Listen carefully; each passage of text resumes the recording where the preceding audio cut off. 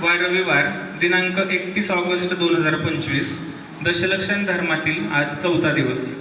दश म्हणजे 10 आणि लक्षण म्हणजे गुण, म्हणजेच 10 धर्मांचा म्हणजेच 10 गुणांचा अभ्यास करणं म्हणजेच दशलक्षण धर्म होय. रत्नत्रय शैक्षणिक संस्थेमध्ये गेली 14 वर्ष जीवन कसं जगावं हे सांगणारा दशलक्षण धर्म साजरा केला जातो.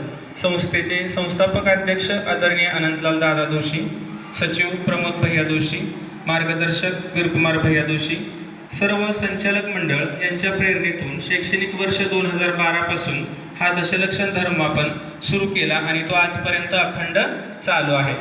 आज दशलक्षण धर्माचा 4था दिवस म्हणजेच उत्तम शौच धर्म, म्हणजेच लोभ आणि वासनांचा अभाव म्हणजेच समाधानी राहणं म्हणजेच शौच. ज्यात आत्म्याच्या शुद्धतेवर जोर दिला जातो. इंद्रिय, भौतिक वस्तू आणि सामग्रीबद्दलच्या लोभांवर नियंत्रण ठेवून मनुष्य समाधानी आणि पवित्र राहू शकतो. हाच उत्तम शौच धर्माचा अर्थ आहे. उत्तम शौच धर्माची काही मुख्य वैशिष्ट्ये आहेत. लोभ आणि आसक्तीचा त्याग करणं म्हणजेच कोणत्याही वस्तूशी अतूट आसक्ती आणि लोभ सोडून देणं महत्त्वाचं आहे.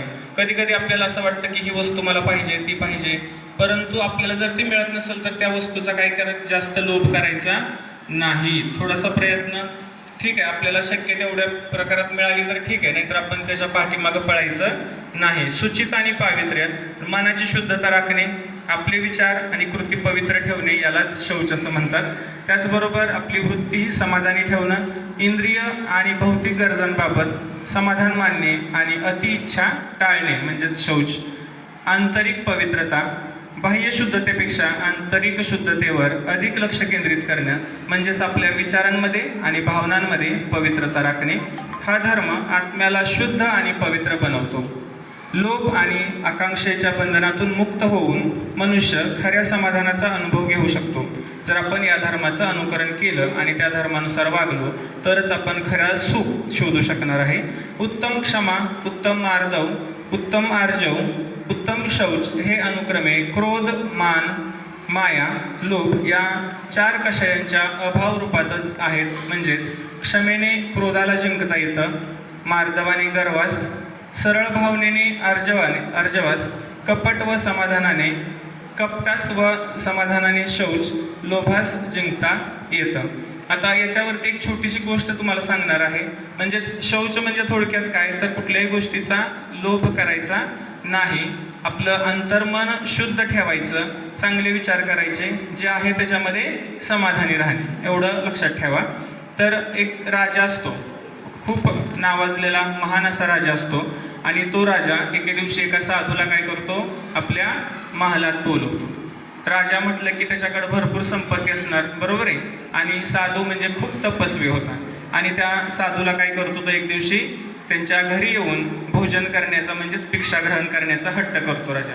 आणि राजाचं म्हणणं ऐकून साधू सुद्धा काय करतो, त्याला की दुसऱ्या दिवशी येण्याचं वचन देतो.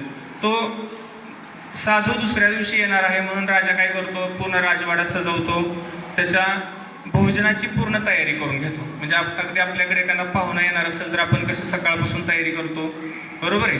आता गणपती आले तरी आपण सकाळपासून तयारी करत होतो. अशा प्रकारे एखादा पाहुणा येणार आहे किंवा साधू येणार आहे म्हणून तो काय करतो, भरपूर सारी तयारी करतो, राजवाडा सजवतो आणि साधू त्या ठिकाणी येतात. आणि त्या ठिकाणी आल्यानंतर साधूंना तो अन्न किंवा भिक्षा घेण्यास राजा सांगतो. त्यावेळी साधू काय म्हणतो, मी भिक्षा घेईन, फक्त एकच वस्तू घेईन. आता राजाने तर एवढ्या सगळ्या वस्तू तयार करून ठेवलेल्या असतात आणि साधू काय म्हणतो, मी फक्त एकच वस्तू घेईन आणि तेही माझ्याकडे असणाऱ्या कटोऱ्यामध्येच घेईन. म्हणजे त्याच्याकडे एक छोटंसं कटोरं होतं, जास्त मोठं भांडं नव्हतं, तेवढ्या छोट्याशाच कटोऱ्यामध्ये मी काय करणार, ही भिक्षा घेणार आहे किंवा हे अन्न घेणार आहे, मला जास्त अन्न नको. राजा म्हणाला, एवढ्या छोट्या कटोऱ्यात मी काय तुम्हाला देऊ. राजाने साधूसाठी खीर बनवलेली होती. राजाने काय केलं, चमच्याने ती खीर त्या कटोऱ्यामध्ये टाकली, कारण कटोरं खूप छोटं होतं की राजाला वाटलं एका चमचा 2 चमच्यामध्ये ते भरेल. परंतु राजाने जेवढी खीर बनवलेली होती ती खीर थोडी थोडी करून राजा काय करत होता, चमच्याच्या साह्याने त्या कटोऱ्यामध्ये टाकत होता, परंतु तो कटोरा काही केल्या भरत नव्हता. राजा कितीतरी वेळा बघतो पण तो कटोरा पूर्ण भरलेला नसतो आणि थोड्या वेळानंतर राजाने जेवढा स्वयंपाक बनवलेला असतो, खीर बनवलेली असते, ती संपते, तरीही तो छोटासा कटोरा भरत नाही. त्यानंतर राजा परत एकदा नवीन खीर बनवायला सांगतो, नवीन खीर तयार होते, तीही सगळी संपते, तरी सुद्धा तो कटोरा भरत नाही. आणि मग राजा काय करतो, त्या साधूच्या पुढे नतमस्तक होतो, त्याच्या पाया पडतो. कारण राजाने एवढं मोठं सगळं तयारी केली आणि साधूला जेवायला बोलवलं. तो साधू सुद्धा खूप तपस्वी आणि पवित्र होता आणि त्याच्यामुळं राजा काय करतो की स्वतःची चूक लक्षात येऊन त्याच्या पाया पडतो आणि फक्त साधूला विचारतो की मी तुमच्याकडे एवढा छोटासा कटोरा आहे, परंतु एवढी मोठी खीर त्या कटोऱ्यात बसली किंवा तो कटोरा भरलेला नाही, याच्या मागचं कारण काय आहे, मी का पूर्ण भरू शकलो नाही. त्याच्यावर शेवटी साधू राजाला काय म्हणतो बघा की हा कटोरा माणसाच्या मनाचा कटोरा आहे. कशाचा आहे हा कटोरा? कधीही भरू शकत नाही. बघा आपल्याला एखादी वस्तू मिळाली, आपल्याला नवीन वस्तूचा लोभ सुटतो, बरोबर आहे. एखादा नवीन ड्रेस घेतला तर परत दुसऱ्या दिवशी आपण दुसऱ्याचा बघितला की परत आपल्याला काय वाटतो की तो पण आपल्याला असायला पाहिजे. एखादा आपण वस्तू बघतो, खेळणं बघतो, लहान मुलांच्या बाबतीत बऱ्यापैकी खेळण्याच्या बाबतीत असं होतं की आज नवीन एखादं खेळणं आणलं तर आणि दुसऱ्या दिवशी एखाद्या दुसऱ्या मुलाकडे दुसरं बघितलं की त्याला काय वाटतं, मला हे सुद्धा पाहिजे. म्हणजेच माणसाचं मन कधीही तृप्त होत नाही किंवा ते माणसाचं मन जे आहे ते कधीही भरणारे नाही. म्हणजेच काय आहे, माणूस कधीही समाधानी होत नाही. म्हणूनच आजच्या या उत्तम शौच धर्मापासून म्हणजेच आपण काय केलं पाहिजे, उत्तम शौच धर्मापासून काय शिकायचं आहे तर लोभ सोडून द्यायचा आहे आणि समाधानी शिकायचं आहे. हेच आजच्या या शौच धर्म साजरा करण्यामागचा उद्देश आहे.